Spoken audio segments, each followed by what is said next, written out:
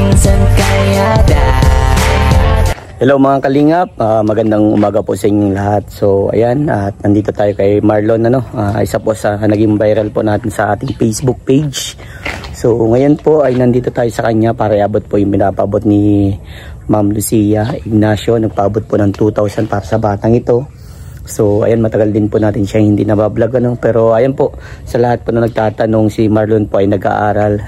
At ngayon po ay natiyempuhan ko na andyan siya dahil wala siyang pasok. Natiyempuhan ko po dahil may sakit po siya. So ayan, tinanong ko kung okay siyang i-vlog. Okay lang, maghihilamos lang daw po siya. So ayan mga kalingap, kung bago pa lang po kayo sa aking YouTube channel, paki-like and share naman po ng vlog na to. At kung bago pa lang po kayo, paki-subscribe na din po At yan, shoutout po pala sa mga minamahal natin viewers, supporters, mga minamahal kong OFW dyan, at mga sponsor. Shoutout po sa inyo. So tara mga kalingap, at kamustahin po natin si Marlon. At siya po ay may sakit po. Ilalagnat yung bata, inuubo. Ito si Marlon, sa pampakiramdam niyan. Uy! Yes po. Sige po. Dito, kamusta na? Ayos man po. Ayos na hindi ayos? Ayos po na masamang kararamdaman. Kamusta? Ayos man. Patuloy pa din po. Patuloy pa din? Nag-aaral ka pa? Opo. Second year na po. Second year. Tama yan. Ano ang ginawa mong course? Ano po? BSA po. Agriculture po. Agriculture. So ang daming nag-aano sa iyo. Ang daming gusto kong ampunin. Payag ka ba magpampun? Hindi po. Yan po mga kalingap, kay Marlon na po nang galing. Ayaw niyong pampun. Halos karamihan ang gusto mag-ampun sa iyo. Halos karamihan mga lalaki. Yun lang po. Malalaki pating lugar. Gusto kong ampunin. So ayan, kamusta mo yung daily life mo dito? Siguro survival mode pa din po siguro. Survival mode pa din? Opo. Ba't paano nasabing survival? Siguro po sa part po na sa akin na minsan po na lang ako. May po din po kasi ako, may part ako sa sarili ko na ma-pride po minsan, hindi na tulong sa Pero kung kapag wala po, kagaya po minsan ng sa pamasahe, minsan po sa kuya ko po, sa pinsang ko, sa ate ko po, nahingilan po. Nangihingi ka na lang. So ayan, sabi ko ba sa iyo, wag tayong maging ma-pride sa sarili. Kumbaga, ito Marlon, lagi mo tatatak, tulungan mo din yung sarili mo na makasurvive ka niya sa lahat ng pinagdadaanan mo sa buhay. Yan pa mga kalingap, sa mga makakalam po ng kwento ni Marlon, siya po ay wala na pong tatay at nanay. Kumbaga, solong anak lang din po siya. Kumbaga, wala pong katuwang, siya po ay nag-aaral. Tuloy-tuloy pa rin kahit paano. So, ganun pa rin, gawin mo pa rin yung tatrabaho ng sideline ka pag walang pasok. Alam mo Marlon, malaking bagay yung gagawin mo yun. Kasi, kumbaga, hindi ka lang din nakaasa sa mga taong tumutulong sa iyo. Kumbaga, tinutulungan mo yung sarili mo para makaahon ka dyan sa kahirapan at malampasan mo lahat ng bagay na pinagdadaanan mo. Kasi, nangangarap pa din. Ba? So, ayun, pero yung sa pagkain, kamusta naman? Ayos man po. Nakakakain ka? Kanina ko ba tumutuloy? At kasi yung pagtingin ko dyan, wala na yung bahay mo. Wala na po, hindi po ako sanay na magsalo kaya mas minabuti ko na po maglipat dito kala tita po. Ay nasa Kamsor man po yung sila. Ba't lang po ngayon? Ba't nang sinasabi mong hindi ka sanay mag-isa? Natatakot ka? May na din po na iba po at may po ako na kung po mag-isip na sa akin dati. May parang na-trauma din pag magsulo. Pag dilim din sa kung ba natutrauma ka mag-isa? Opo. Pero lagi mo tatandaan, hindi ka nag-iisa, Lagi mong isipin, nandyan si Lord. Kumbaga, na may kasama ka, may karamay ka sa lahat ng ginagawa mo sa buhay. Ito naman, how about sa school naman, yung pag-aaral mo? Okay naman yung grades? Okay naman po. Minsan lang po di talaga nakakapasok at gawa nga lang. Pinansyal. Opo. Yun lang. Walang problema. Yun talaga mahirap pag walang katuwang sa gastusan. Siya po. Dami po pa ng... Pwede mo bang may kwento o may bahagi sa amin yung mga pinagdadaanan mo na pwede nilang kapulutan ng aral? parang ano po, yung parang kahit po ano, kahit di na po kaya minsan siguro laban pa rin hanggat may nakakitang tsansa na maaari magpatuloy po. Laban lang. Laban lang. Oo.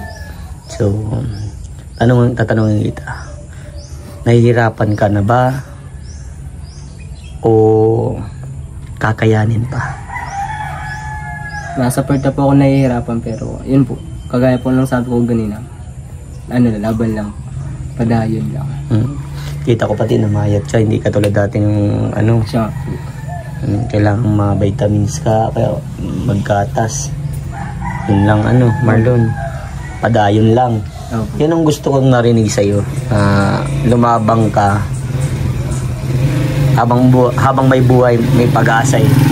Yan ang lagi matatandaan. Huwag kang susuko kasi once na sumuko ka, ikaw yung magiging bigo, ikaw yung magiging talunan. Kasi parang hindi mo tinupad yung pangako mo sa magulang mo na magtatapos ka na kahit mag-isa ka lang. Diba? Si Kuya Vincent po, hanggat may maitutulong, tutulong ako. Nakakita mo na ang grabe din ang pinagdaanan ko pero go lang din ako.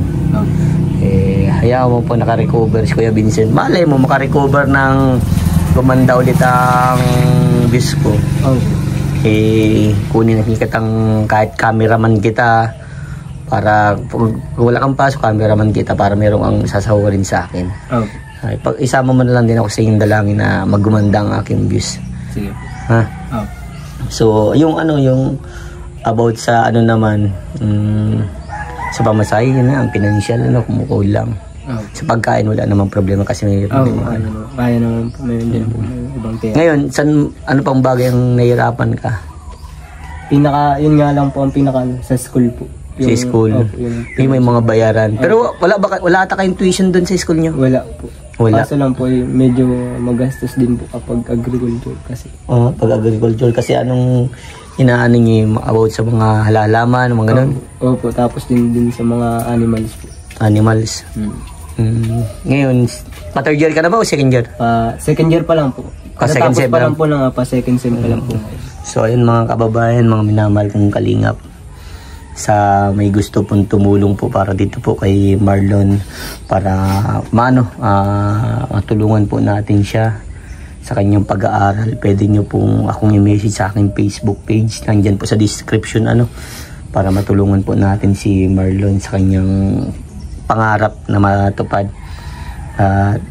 Basta Marlon, alam mo naman si Kuya Vincent, kahit off cam okay na okay, di ba? So ayan, basta laging payo ko sa iyo, tuparin mo lang at mamili ka ng kaibigan yung alam mong dadaling ka sa tama, ha? Yung sinabi mo sa akin, pinangako mo sa akin, pinangahawakan ko pa rin yun dahil alam ko na kapag puro positive lang yung nasa paligid mo, maganda pa rin ang mangyayari, di ba? Ma-adapt mo yun. So sino lang yung kasama mo? Minsan po si Kuya po. Ngayon po nandiyan po si Tita, nag-uwi po. May inasikaso lang po dito, mabalik din pong kamsur namin. Kamsur na naman. So parang kayong dalawa na lang doon. Opo. Yung gamit mong binili natin, ay nandiyan po po. Dinala mo dito? That's good. So ayan, meron sa'yo nagpadala si Ma'am Lucia Ignacio, Opo. Sa ibang bansa siya. So napanood niya ikaw sa Facebook. Doon tayo nag-viral sa Facebook. Kaso ang kakarampot ang walang mahina po. Mahina. Tapos pa na tawag doon yung pag-upload ko noon. Pa ng copyright pa, aray ko. Andito pa rin si Kuya Vincent, tutulungan kita. Sabot ng aking makakaya, Yun nga po Kuya Vincent, pasensya po dahil po halos ngayon lang po tayo nagkatagpo. May pasok po ay tinatandaan ko po yung sinabi niyo na unahin muna po ang pag-aaral kasi nandyan man lang din po yung mga ganyang bagay. Saka po salamat din po kasi nga po yun, hinintay niyo pa din po kahit ganito medyo masama po ang panahon. Yun. Tapos yun, maraming salamat po kay Tita Lucia Ignacio po. Yun, maraming salamat po. Ayan, ito Marlon, yan 2,000 ha. Yan, pang-allowance mo yan. Matagal-tagal na din siguro yan pang-allowance mo. Magkano nga ang inaanong pa tuwing isang buwan? Pag allowance mo na yung estimate mo, may kain ka na doon, may pamasahe, balik ka na. Ang pamasahe po kasi sa Talubatid po Pamasahe pa lang po, 80 po. Balikan, 40-40. 80 na, balikan. Nandito ako na makakauwi, lakad na lang magpauwi. Opo, lakad na lang po pag pupunta sa 80, tapos yung pagkain mo dun. Ano na lang po ako minsan po pag minsan nasakto lang po 100 ako yung so may rice lang po. Pwede na po. So pag, pero pa din, kung sa yun ang daily routine mong kain ng gano'n. Opo. 20 pesos mong kain. Opo, pwede na po. Diskarte na lang po. Diskarte na lang. So kung ba, alas 3,000 monthly Ang lang din po talaga minsan may mga bayaran. Kagaya sa school po may mga hindi naman inaasahang bayaran. Din po na. Kaya Marlon, malay mo, isa ka din sa maging scholar ko Kasi si Kuya Vincent mo, yung mga tinulungan kong ibang beneficiary, naging scholar ng sponsor ko. So malay mo, maging scholar ka din niya, no? So, keep praying lang, laban lang, at nagtatagumpay ka rin, Yan ang pinaka-the best, Kapag nangangarap ka, lagi mong isama sa pangarap mo, lagi mong isesentro, lagi si Lord, na mas gabayan ka. Yan ang pinaka-the best. Yung pag may po ako, tawag dito kapag may oras po man ako, pag galing po ako pagbukas po yan, lagi po ako nadasal dyan. Tama yan, mag-pray. Yan, yung pinaka-the best sa buhay ng isang tao. Magdasal lang, magtiwala sa sarili, ha? Huwag panghinaan ng loob, kasi pag pinanghinaan ka ng loob, ikaw yung mapikituhan, Kaya Vincent, pasensya na po dahil yun nga po ngayong yung masama po ang pakaramdam ko. At sana po na po. Tumas na po yung mga yung mga views sa padayon lang din. Yan, sige. Magpagaling ka, ha? Opo. At ingatan ng lagi ang sarili, Opo. Pag para kakain, mas malakas dapat ang kain kasi bata ka pa, dapat kailangan maglakas ang kain. Opo. Taya mo kapag mayroong biyaya, dadaling ko para sa iyo, Marlon? Sige na, ingat. God bless, sige. Sige po.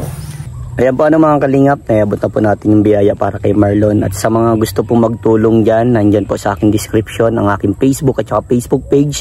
Maaari niyo po akong makontak dyan. At sana po matulungan po natin yung batang yon na si Marlon. Kawawa po siya kasi solo na lang po sa buhay.